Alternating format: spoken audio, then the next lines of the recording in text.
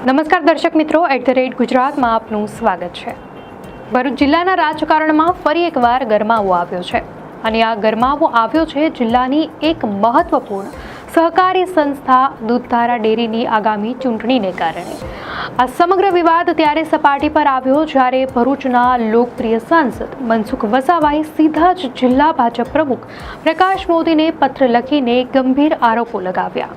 આ પત્ર માત્ર એક સામાન્ય પત્ર નહોતો, પરંતુ ભાજપના જ બે મોટા નેતાઓ વચ્ચે ચાલી રહેલા આંતરિક વિવાદની ખુલ્લી પોલ ખોલનારો એક દસ્તાવેજ હતો।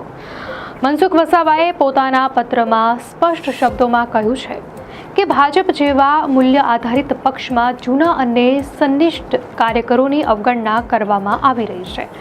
તેમણે આ માટે પૂર્વ પ્રમુખ મારુતિસિંહ અટોદરિયાના કાર્યકાળનો ઉલ્લેખ કર્યો। મનસુખ વસાવાએ પત્રમાં લખ્યું છે કે મારુતિસિંહ અટોદરિયાના સમયમાં જે રીતે જૂના અને સંઘર્ષ કરનારા કાર્યકરોને બાજુ પર મૂકીને બીટીપીમાંથી આવેલા લોકોને ખોટી રીતે મહત્વ આપવામાં આવ્યું અને મહત્વના પદો પર બેસાડી દેવામાં આવ્યા, તે જ માર્ગે તમે પણ આગળ વધી રહ્યા છો। આરોપથી સ્પષ્ટ થાય છે કે આંતરિક વિવાદ કોઈ નવી વાત નથી, પરંતુ જૂની ફરિયાદો ફરીથી સપાટી પર આવી છે। પત્રમાં મનસુખ વસાવાએ ચોક્કસ નામ સાથે એક વ્યક્તિ પર આકરા પ્રહારો પણ કર્યા। તેમણે જણાવ્યું કે પ્રકાશ દેસાઈ નામના વ્યક્તિ દૂધધારા ડેરીમાં 1 લીટર દૂધ પણ આપતા નથી અને તેમના ગામમાં પણ કોઈ ડેરી નથી।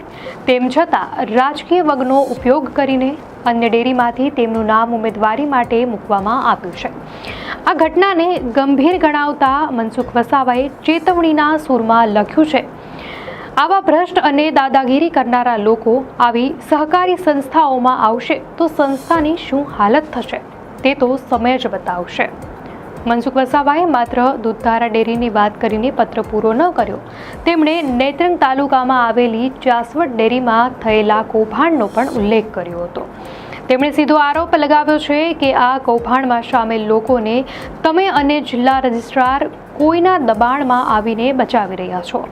આરોપ એક મોટા પ્રશ્નાર્થ ચિહ્ન મૂકે છે કે શું સત્તામાં રહેલા લોકો ભ્રષ્ટાચારીઓને બચાવી રહ્યા છે। વધુમાં મનસુખ વસાવાએ ઝઘડિયા એપીએમસીના માળખાની રચના પર પણ સવાલો ઉઠાવ્યા। તેમણે પત્રમાં લખ્યું છે કે પ્રકાશ દેસાઈ એન્ડ કંપનીએ જિલ્લા કે પ્રદેશના કોઈ પણ નેતાને પૂછ્યા વગર પોતાની મનમાની કરીને એપીએમસીનું માળખું બનાવી દીધું, જે પાર્ટીની પરંપરા વિરુદ્ધ છે। ખરેખર તો આવા મહત્વના નિર્ણયો લેતા પહેલા જિલ્લા સંકલનમાં ચર્ચા થવી જોઈતી હતી, જે કરવામાં નથી આવી। આ ઘટના પક્ષમાં લોકશાહીના અભાવને પણ ઉજાગર કરે છે। આંતરિક વિવાદ કેટલો વ્યાપક બન્યો છે તેનો પુરાવો આપતા મનસુખ વસાવાએ પત્રમાં લખ્યું કે પ્રજામાં ખુલ્લેઆમ ચર્ચાઈ રહ્યું છે કે મારુતિસિંહ અને પ્રકાશ મોદીના કોઈ ફેર નથી।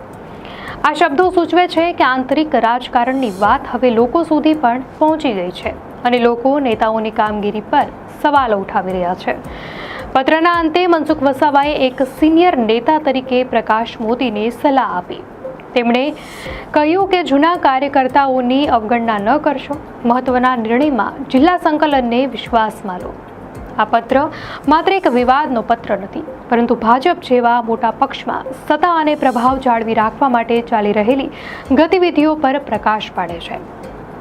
દર્શક મિત્રો, હવે જોવાનું એ છે કે આ ગંભીર આરોપો બાદ પક્ષનું મોવડી મંડળ આ મુદ્દે શું પગલાં લે છે અને આ વિવાદનો અંત કેવી રીતે આવે છે। શું આ વિવાદ આવનારી ડેરીની ચૂંટણીમાં ભાજપ માટે મુશ્કેલી ઊભી કરશે? આ અંગે આપની શું પ્રતિક્રિયા છે અમને કોમેન્ટમાં ચોક્કસથી જણાવશો।